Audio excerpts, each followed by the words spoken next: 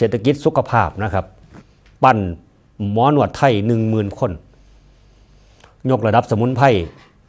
ของไทยนี่ครับสู่อุตสาหกรรมเชิงพาณิชย์เห็นบ่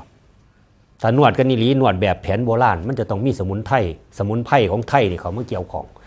กลับไปพร้อมๆกันเลยปั้นหมอหนวดแล้วก็ปั้นสมุนไพรพร้อมเกี่ยวกับเรื่องนี้ครับนายวรโชติสุขคนขจรมันเป็นรัฐมนตรีซอยว่าการกระทรวงสาธารณสุขตรวจเยี่ยมกรมการแพทย์แผนไทยและก็การแพทย์ทางเลือกพร้อมมอบนโยบาย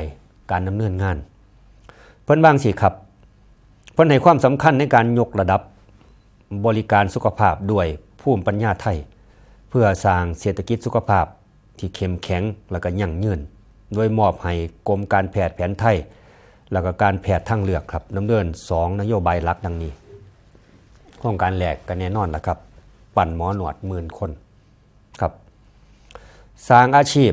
มุ่งพัฒนาหมอหนวดไทยการหนวดไทยให้เป็น ขอประทานโทษครับ ซอฟต์พาวเวอร์ของชาติผลิตแรงงานด้านการหนวดไทยเพื่อสุขภาพบ่น้อยกว่า10,000 คนทั่วประเทศ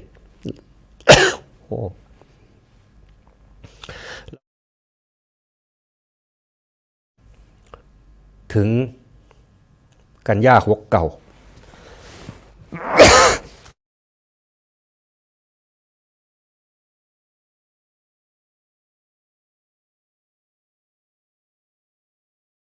ให้บริการหนวดภาครัฐแล้วก็ภาคเอกชน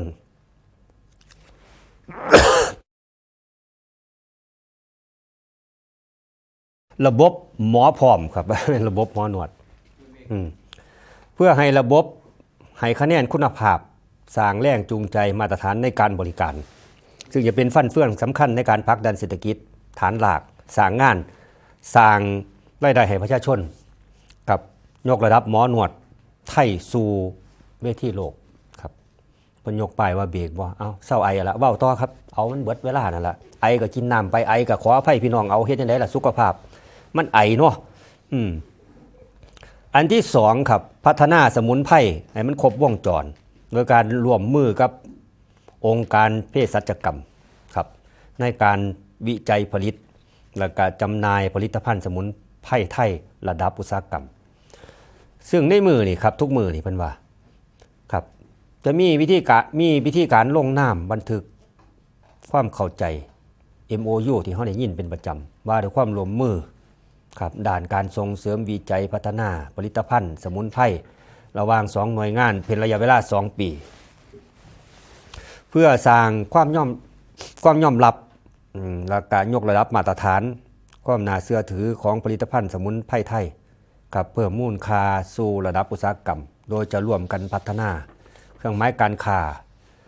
พัฒนาผลิตภัณฑ์สมุนไพรคัดเลือกผลิตภัณฑ์สมุนไพรและการบริหารจัดการระบบการสื่อขายในช่องทางพาณิชย์อิเล็กทรอนิกส์ตลอดจนร่วมกันใส่ระบบบริหารจัดการยาสมุนไพรนอกจากนี้ครับเพิ่นเว้าต่อเนาะยังให้มีการเตรียมจัดมหกรรมการแพทย์แผนไทยแล้วก็แผนพื้นบ้านไทยระดับภาคปีที่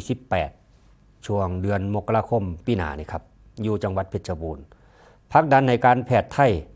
แล้วก็การแพทย์พื้นบ้านแล้วก็สมุนไพรให้เป็นที่หูจักสร้างความเชื่อถือเชื่อมั่นครับแล้วก็ดูแลสุขภาพประชาชนเผยแผ่องค์ความรู้เชื่อมสู่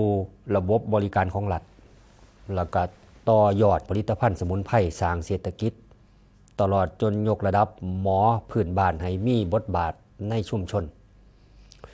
ซึ่งทั้งหมดนี่ครับเป็นการขับเคลื่อนเศรษฐกิจสุขภาพของไทยเฮาให้เจริญเติบโตบน ฐานภูมิปัญญาและก็นวัตกรรมโอ้ยพี่น้องก็สิรำคาญผมเนาะไอไปนำบอกไปนำผมก็รำคาญเจ้าของอยู่ขออภัยนะครับเด้อโดยมีเป้าหมายสูงสุดคือสุขภาพดีๆของประชาชนควบคู่กับการสร้างรายได้ให้คนไทยทุกคนแนมเบิงข่าว